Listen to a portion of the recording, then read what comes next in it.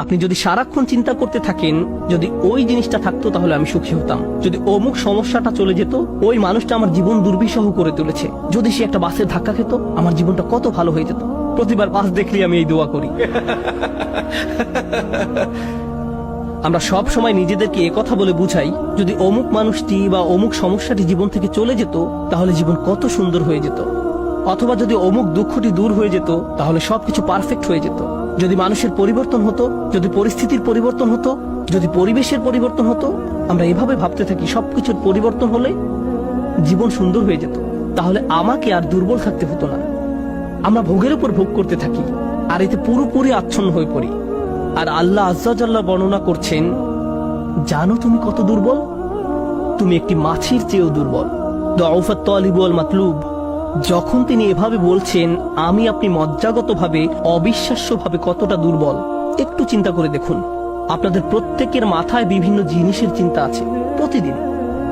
আমরা এখন রোজা রাখছি, নামাজ পড়ছি, আর আলহামদুলিল্লাহ নামাজ পড়ার সময় আমরা মনোযোগ ধরে রাখার চেষ্টা করি, কিন্তু এর বাইরে আপনার মাথায় কোন চিন্তা ঘুরঘুর করে? আপনি কি নিয়ে উদ্বিগ্ন থাকেন? আপনি কি নিয়ে চিন্তা করেন? কোন চিন্তাটি আপনার মাথায় সারাক্ষণ ঘুরতে থাকে? কোন জিনিসটির ব্যাপারে ভাবেন এটা যদি থাকতো, আর কোন জিনিসটির ব্যাপারে ভাবেন যদি এটা না থাকতো?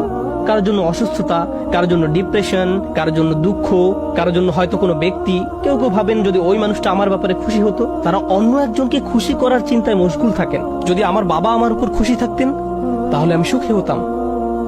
কিন্তু আপনার বাবাও তো একজন মানুষ, তিনি যদি আজ খুশি হয়েও থাকেন কাল হয়তো তার জীবন শেষ হয়ে যেতে পারে। তারপর আপনি কি করবেন?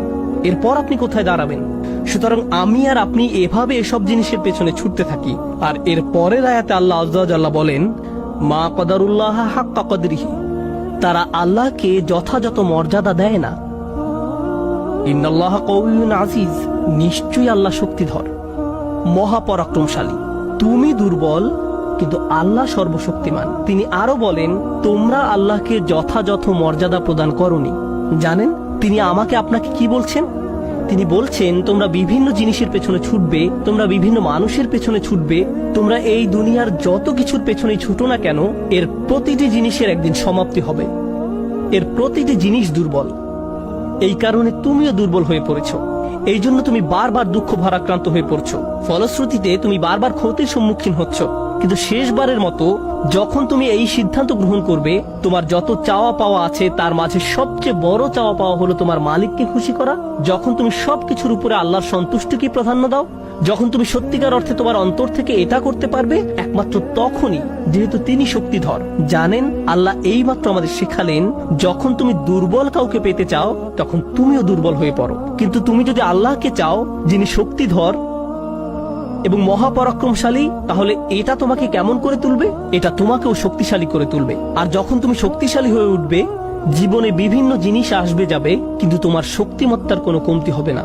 যে জিনিসের পেছনে তুমি ছুটছো তা ভেঙে পড়ার কারণে তখন তুমি আর ভেঙে পড়বে না, কারণ তুমি দুনিয়ার এসব তুচ্ছ জিনিসের চেয়েও অনেক অনেক উচ্চ একজনের সন্তুষ্টির অন্বেষণ করছো। আমি বলছি না যে আপনি এই দুনিয়ার কোনো কিছু চাইতে পারবেন না, কিন্তু আয়াতটি আমাদেরকে একটি ব্যাপারে শিক্ষা দিচ্ছে। আমরা যখন এসব পার্থিব বিষয় কামনা করব আমরা বুঝবো যে এগুলো দুর্বল। পার্থিব এসব বিষয় জীবনে আসবে যাবে, কিন্তু আমরা কখনো আল্লাহকে হারাতে পারবো না। লক্ষ্য করুন, মানব জাতির ব্যর্থতা হলো যখন তারা পার্থিব কোনো জিনিস পেতে ব্যর্থ হয় তারা আল্লাহকে ভুলে যায়। তাদের চাওয়া পাওয়ার জিনিসটি না পেলে তারা নামাজ পড়া ছেড়ে দেয়। তারা যা চায় তা যদি না পায় তারা এভাবে বলে, এভাবে দোয়া করার অর্থ কি? তারা যখন তাদের আকাঙ্ক্ষার বস্তুটি পায় না তখন দুঃখ হতাশা একেবারে ভেঙে পড়ে এবং বলে আমি তো আল্লাহর সাথে কথা বলার শক্তিও পাচ্ছি না।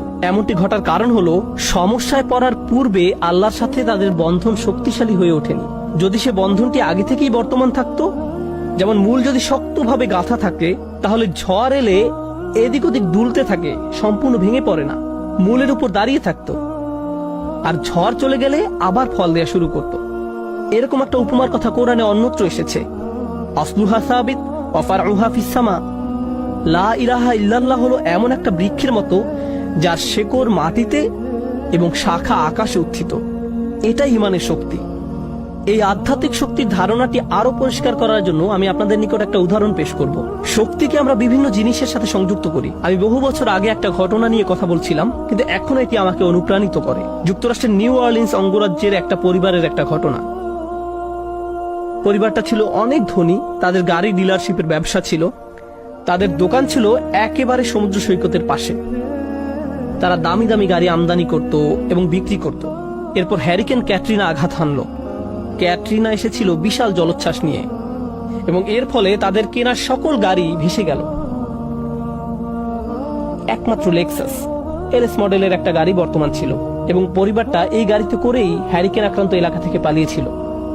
দুর্যোগ শেষ হওয়ার কয়েক মাস পরে স্টেটের সবকিছু খুলে দেওয়ার পর আমি আবার তাদের সাথে দেখা করতে গিয়েছিলাম। যে পরিবারটি মাসে প্রায় 2 কোটি টাকা আয় করত, তারাই এখন সেই লেক্সাস গাড়িতে করে পিজা ডেলিভারি দিচ্ছে। পরিবারটি এখন এই কাজ করছে। এক ব্যক্তির পিজা দোকানের জন্য তাদেরকে হায়ার করা হয়েছিল। মা বাবা দোকানে পিজা বানাতো আর ছেলে লেক্সাসে করে সেই পিজা ডেলিভারি দিত। আমি যখন এটা দেখলাম, কল্পনা করতে পারেন অন্য কেউ যদি এরকম পরিস্থিতিতে পড়তো, অন্য কোনো মিলিয়নিয়ার যদি এভাবে দেউলিয়া হয়ে যেত, তাদের কি হতো? তারা সম্পূর্ণ হতাশ হয়ে যেত, মদের বোতল হাতে জীবন পার করে দিত। কারণ তারা মনে করত যা তাদের ছিল তাই তাদের শক্তিশালী করেছে। এখন যেহেতু এই সম্পদ হারিয়ে গেছে, আমার পক্ষে আর এই পরিস্থিতি মোকাবেলা করা সম্ভব নয়, এই ধরনের ক্ষতি সহ্য করা সম্ভব নয়। কিন্তু এই পরিবারের ক্ষেত্রে যখন আমি তাদের সাথে দেখা করলাম, সবাই খুবই শান্ত, নির্বিঘ্ন। বাবার অনেক বয়স হয়েছিল। এই রকম বয়সে এমন ক্ষতির সম্মুখীন হলে মানুষ হার্ট অ্যাটাক করে, উচ্চ রক্তচাপে ভোগে, কিন্তু এই মানুষটা সম্পূর্ণ শান্ত। তো আমি তাকে জিজ্ঞেস করলাম, কিভাবে এটা সম্ভব? আমি এমনকি আমার প্রশ্ন করাও শেষ করতে পারিনি। আমি শুধু বললাম, কিভাবে? তিনি হেসে উঠলেন। তিনি বললেন, যখন ব্যবসা ভালো ছিল আমি সারাক্ষণ ফোনে ব্যস্ত থাকতাম। শিপমেন্ট এসে পৌঁছেছে কিনা, পেমেন্ট দিতে দেরি হচ্ছে কিনা, কার কি ডেলিভারি দেওয়া প্রয়োজন, কাস্টমার খুশি কিনা, ট্যাক্সের হিসাব ঠিক আছে কিনা, কর্মচারীদের সমস্যা, অমুক সমস্যা, তমুক সমস্যা, এসব কারণে আমি কোনো মতে জুমার নামাজে উপস্থিত হতে পারতাম কোনো রকমে। কিন্তু এখনো তো টেবিলে খাবার আছে, এখনো তো আমাদের মাথার উপর ছাদ আছে, আর এখন আমি নিশ্চিন্তে মসজিদে গিয়ে নামাজ আদায় করতে পারি। আর সকালে ঘুম থেকে উঠে আমাকে কিচ্ছু নিয়ে ভাবতে হয় না, একমাত্র আমার রবকে মনে করা এবং তার কৃতজ্ঞতা জ্ঞাপন করা ছাড়া। আমার আসলে মনে হয় আমার জীবন শেষ হওয়ার পূর্বে আল্লাহ আমাকে সহজ জীবনের এই নিয়ামত দান করেছেন। সেই বাবা এটাই বলেছিলেন, কোন সাধারণ মানুষের পক্ষে এভাবে কথা বলা সম্ভব নয়। আপনি যদি এমন কথা অন্য কোনো ব্যবসায়ীকে বলতেন, সে বলতো এই লোকটার মাথা নষ্ট হয়ে গেছে, তার সকল সেন্স নষ্ট হয়ে গেছে। আর এই জন্যই এখন সে তার মাথায় এই পরিস্থিতির একটা যৌক্তিকতা খুঁজে নিয়েছে। আপনাদেরকে একটা কথা বলছি, একজন মানুষের পক্ষে কেবল তখনই এভাবে কথা বলা সম্ভব যখন সে বুঝতে পারে যেসব জিনিসের পিছনে সে ছুটছে তা দুর্বল, কেবলমাত্র আল্লাহ